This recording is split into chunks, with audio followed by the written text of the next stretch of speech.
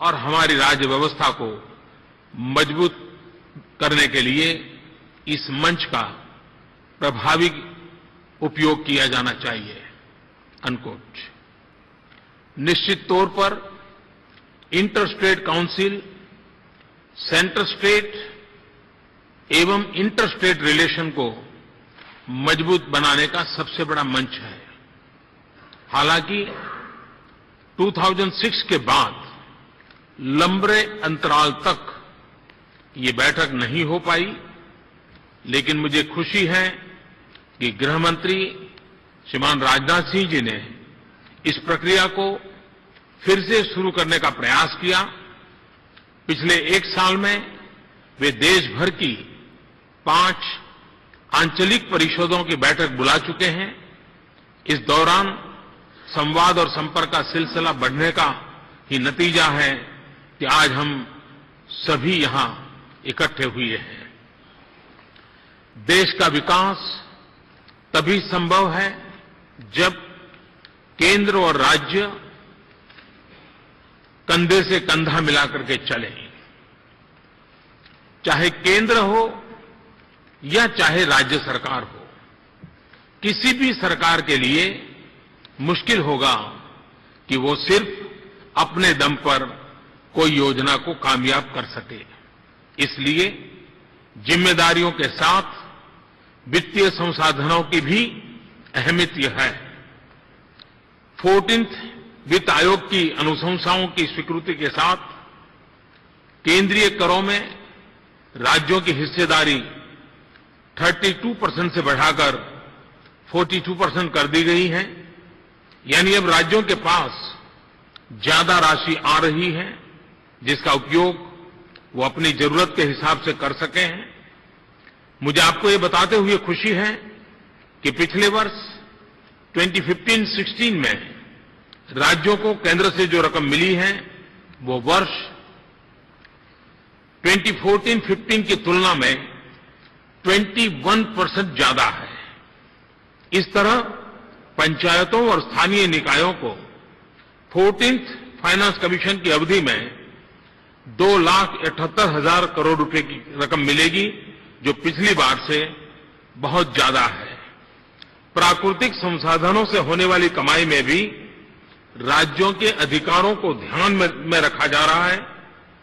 कोयला खदानों की नीलामी से राज्यों को आने वाले वर्षों में 3,35,000 करोड़ रुपए की रकम मिलेगी। कोयले के अलावा भी दूसरे खनन से राज्यों को 18,000 करोड़ रुपए की रकम मिलेगी। इस तरह कैम्पा कानून में बदलाव के जरिए बैंक में रखे हुए करीब 40,000 करोड़ रुपए को भी राज्य को देने का प्रयास किया जा रहा है। कैम्पा का जो है वो अभी राज्यसभा में पिछली बार होना चाहिए तो नहीं हो पाया, इस बार फिर से राज्यसभा में आएगा। जैसे ही वो वहां पारित हो जाएगा तो 40,000 करोड़ रुपए की ये रकम राज्यों के बांटी जाएगी। सिस्टम से में पारदर्शिता बढ़ने की वजह से जो रकम बच रही है उसे भी केंद्र सरकार आपके साथ साझा करना चाहती है।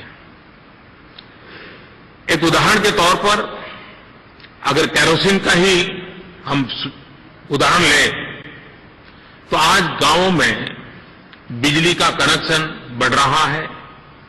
आने वाले 3 साल में सरकार का प्रयास है करीब 5 करोड़ परिवारों को नए गैस के कनेक्शन दिए जाएं। एलपीजी सप्लाई भी और बढ़ेगी। इन प्रयासों का सीधा सीधा असर ये पड़ेगा कि केरोसिन की खपत बहुत कम होगी।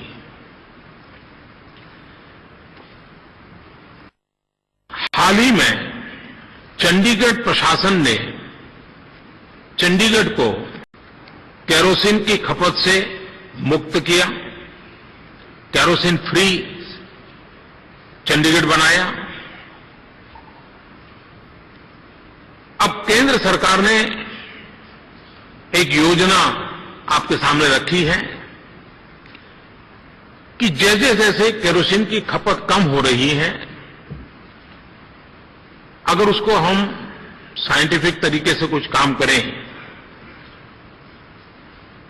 और जरूरतमंदों को केरोसिन पहुंचाएं, इसके अगर व्यवस्था को हम सुदृढ़ करते हैं तो संभावना है कि बहुत बड़ी मात्रा में केरोसिन बच सकता है।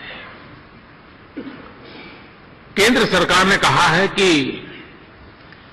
आज केरोसिन में सब्सिडी के नाते जो खर्च होता है, अगर ये केरोसिन बचाया जाएगा तो 75% ये जो बचत होगी वो राज्यों को शेयर कर दी जाएगी। मैं कर्नाटक सरकार को बधाई देता हूं कि उन्होंने इस विषय में काफी पहल की, बड़ी तेजी दिखाई और उन्होंने बहुत बड़ी मात्रा में केरोसिन की खपत बचाई है और उसके कारण उनको काफी मात्रा में धनराशि भी उपलब्ध हुई है, जो धनराशि उनको पहुंच गई है। एक अनुमान है, अगर सभी राज्य थोड़ा थोड़ा करें और 25% भी खपत कम हो जाए, लोगों का कोटा कम नहीं करना है, लेकिन जो हकदार है उनको मिले, ये अगर हम कर लें 25%, तो एक अनुमान है कि 1600 करोड़ रुपया राज्यों को मिल सकता है। जो सब्सिडी बचेगी, जो राज्यों को देने का सरकार का फैसला है, ये बहुत बड़ा इंसेंटिव है। तो हम अगर हमारी व्यवस्था में सुधार लाएंगे तो इसका लाभ सीधा सीधा राज्यों को मिलेगा। Inter-state council centre state relation के साथ ही उन विषयों पर भी चर्चा का मंच है जो देश की बड़ी आबादी से जुड़े हुए हैं। कैसे नीति निर्धारण के स्तर पर इन मुद्दों को सुलझाने के लिए एक राय बनाई जा सकती है, कैसे एक दूसरे से परस्पर जुड़े विषयों को सुलझाया जा सकता है। इसलिए इस बार इंटर स्टेट काउंसिल में पुंछी कमीशन की रिपोर्ट के साथ ही 3 और अहम विषयों को भी चर्चा के लिए प्रस्तुत किया गया है। उसमें एक है आधार।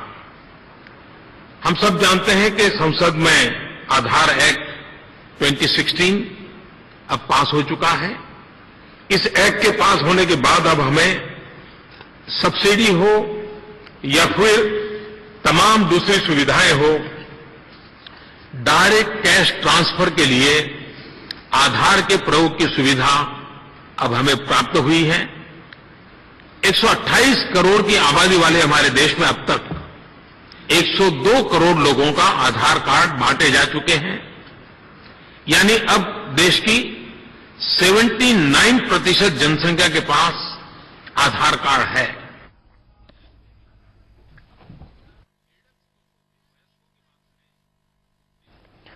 और दिल्ली संवाददाता राघवेंद्र पांडे हमारे साथ जुड़ गए, उनसे बातचीत करेंगे। राघवेंद्र, इंटर स्टेट की मीटिंग होनी है, कितनी देर में ये मीटिंग पूरी शुरू हो जाएगी? कौन कौन से मुख्यमंत्री वहां पर पहुंच चुके हैं अब तक? यहाँ पे ये एक देश भर के सारे मुख्यमंत्रियों, प्रधानमंत्री के साथ ये एक मुलाकात यहाँ पे होना है। प्रधानमंत्री जानना चाहते हैं कि आखिर किन राज्यों में मुख्यमंत्रियों को आगे काम करने में किस किस तरह की योजनाओं से दिक्कतों का सामना करना पड़ रहा है, केंद्र से उनको क्या चाहिए, कहाँ पे केंद्र और राज्य में किन किन मुद्दों पे मामला पेंडिंग पड़ा है। तो सारी चीजों को लेके यहाँ पे आज प्रधानमंत्री खुद एक समीक्षा करते हैं, जिसमें सिर्फ मुख्यमंत्री होते हैं प्रदेशों के। लगभग सारे मुख्यमंत्रियों को यहाँ पे आना है। अगर इक्का दुक्का हो सकता है, कुछ निजी कार्यक्रम हो या कोई बातचीत हो या अचानक कुछ ऐसा हो गया हो कि उसकी वजह से नहीं आ सकते, नहीं तो यहाँ पे लगभग सारे मुख्यमंत्री आएंगे और प्रधानमंत्री के साथ मिलकर बैठक करेंगे। राज्य का विकास कैसे हो, उसमें केंद्र क्या सहयोग कर सकता है। जी बिल्कुल, शुक्रिया इस तमाम बातचीत के लिए राघवेंद्र। नजर बनाए रखिए, लगातार आप भी अपडेट लेते रहेंगे तो राज्यों के साथ मिलकर ही देश का विकास होगा, ये कहा है प्रधानमंत्री नरेंद्र मोदी ने। 29 राज्यों के मुख्यमंत्री शामिल हो रहे हैं, सब्सिडी से बची रकम राज्यों को दिया जाएगा, प्रधानमंत्री नरेंद्र मोदी का कहना है। इस बैठक में गृह मंत्री राजनाथ सिंह भी शामिल हो रहे हैं 29 राज्यों के मुख्यमंत्री शामिल हो रहे हैं। हालांकि खबर यह भी आ रही है कि यूपी के मुख्यमंत्री अखिलेश यादव इसमें शामिल नहीं होंगे।